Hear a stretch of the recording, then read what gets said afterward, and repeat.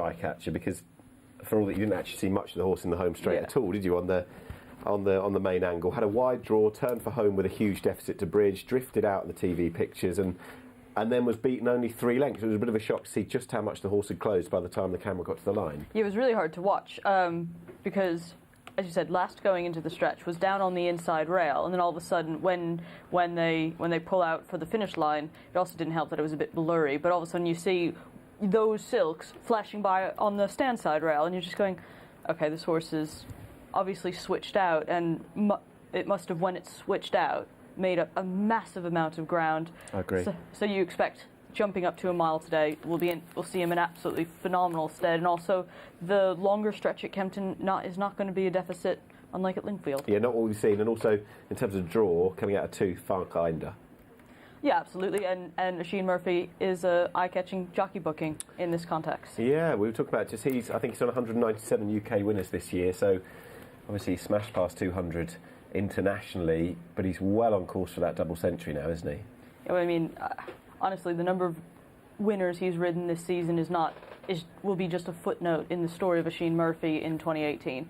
I mean, he is, as we always say, him and Roaring Lion helped each other grow up this year, and he's very much moved up on my jockeys list, in my estimation, this season. He's moved up a lot. Next in, another jockey who's had an excellent year, a real breakthrough year, is the rider of number 10, who runs in the Goodwood Racehorse Ownership Group. That's that horse there. That's Goodwood Sonnet. William Knight trains, and Jason Watson is the man aboard who rode out every marker of his claim this year, and of course landed the Stewards Cup back on Gifted Master in August. Goodwood Sonnet comes out of 9, makes the all-weather debut here. What have you made of him? He'll be getting north of the mile next year, won't he? Absolutely, and he's an interesting one because he was absolutely nowhere in 3 novice and maiden runs, and then popped into a gelded, given a few months, popped into a nursery, and goes 2.5 lengths fourth, goes really close behind Queen Constantine, Silkstone, Love Kisses, all solid horses in their own right, is making the all-weather debut, not that bothered by it. William Knight has a phenomenal record, particularly here at Kempton, and second run off the little bit of a break, so should be a bit more race fit for it, although obviously still has a few quirks that the gelding operation didn't completely iron out. Just a little bit edgy, but as you said, and you've remarked a number of times, horses can, at that point, get a little bit spooked. Yeah, I mean, the horses can get spooked at everything, but this horse has never run at a night meeting with floodlights, weird shadows. They don't see this sort of thing before, and also they basically have to walk past the pre-parade state. Well, everybody gets saddled in the barns now, but they basically have to walk past home to get out on the track. And as we all know, sometimes it's, go watch another hour of TV or go for a run. You know, that's always a hard question to answer. Another one is Lady Cosette, a daughter of Wootton Bassett. Jeremy Nacida trains in the colour of Susan Roy. Shane Kelly takes the ride. Lady Cosette's had 5 runs so far, makes the artificial surfaces debut today, stepping up to a mile for the first time. The mark's dropped £1 with each nursery run. Blinkers removed today, has worn blinkers for both runs in nurseries. Yeah, and has been keen in both runs for nurseries, so I think the blinkers off is going to be a right idea. The 2 nurseries that she ran in, she made her nursery debut in the Kerry Red Fillies nursery at Doncaster, so you know she finished 5th, beaten 3 and a bit length, so that was a solid enough run. And then it was a not to 85 last time when she was beaten 6th, beaten by 2 1/4 lengths by Hackle Setter. Down in a little bit of time off, down in grade, up in trip, blinkers off, and the fact that this horse has made 5 runs for Jeremy Nacida and actually hasn't yet been on an artificial surface is a bit weird, because he does tend to be more inclined to start them on an artificial surface before going the turf route. Intrigued by the money for this daughter of Ifraj, Unwanted Beauty. I think she was 33 to 1 or so when betting opened last night, and as we spin back round, she's 10 to 1 now. She's having her 5th start, and that's the nursery debut off a mark of 72. Hooded for the first time last time, which was here over a mile behind Lastoshka, and was beaten a length in a fair sort of bunch finish. There was a fair few of them involved. What's your overall take on that? If I listed a top 3, which I have, she was my 3rd. So, because I actually thought she's run consistently well in fillies novices and a maiden last time out, that actually moving into handicap company will see her in better stead. And the run last time was really good. I mean, obviously it was a complete blanket cluster finish. She finished 6th, but only beaten 3/4 of a length. And she went to the cutaway. Rossa Ryan went to the cutaway, and she got the lead, and then she just got swamped close home. So it was a good run in that sense. This should be an easier contest, and well, she should win because her half-brother Exceeding Power won on Wednesday. So if we just want to keep it in the Kempton family. Keep it in the family this week. Extreme Force, number 2, who will be coming out of 5, a son of Exceed and Excel, who's a 5-race maiden for Sir Michael Stout and has now joined John Joe O'Neill. Yeah, and runs in the Holywell colours of Gay Smith. Yeah, Blackjack Ketchum. Basically, the handicap debut run 2 starts ago, Goodwood, was really good. Over 7 furlongs, broke from stall, officially 10, but it was 9. Always good when you run well at over 7 furlongs from a wider draw. At Goodwood, finishing 2nd, not beaten very far by the really nice Sparkalot. Last time out was a bit of a throwaway at Newmarket when dropped in grade. When well beaten, but had really trouble in the run going into the dip, and then Ryan Moore just sort of backed off him and just let him coast home that day. So we'll leave that out of equation. Stepping up in the furlong should be absolutely fine today. And I mean, yeah, one with a bit of a squeak because been consistent all bar that last run, but I just wonder, because it's now gone to John Joe O'Neill. I mean, I don't think I'm making a sweeping statement that this is going to be a jumper in the future.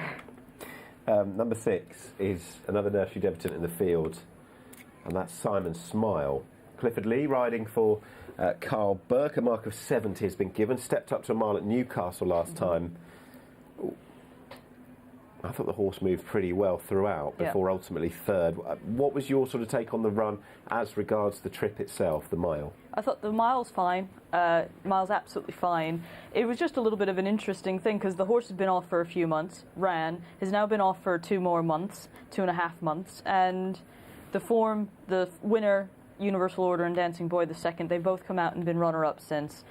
One to watch in handicap debut, but we do have to say, I mean, she's a huge price, 16-1. Padura Brave, you want to talk about a winner in the field, there's 2, and they're both too big. She's won her last 2, including over course and distance, both here with the cheek pieces on. Yes, she's stepping up in grade, but that run last time was a bit cheeky. She's got a lot more to give. Do not discount her. Dual course winner once over the distance. She was 9-1 last night, and she has been out on the drift. She'll come out off stall 10. And here's Mark with a call. Padura Brave moving forward now to complete the lineup for the 32 Red Casino Nursery in the gate. And they're off. Very even start. To the inside, Unwanted Beauty and Lady Cosette between horses, and Lady Cosette will now move on and claim the early lead as they make their way down the back straight. Towards the outside, Spirit Kingdom is now pressing the pace in 2nd. Very keen Unwanted Beauty now up against the inside rail as they race through the first 2.5 furlongs. Out the back of the field in the very early stages is Goodwood Sonnet.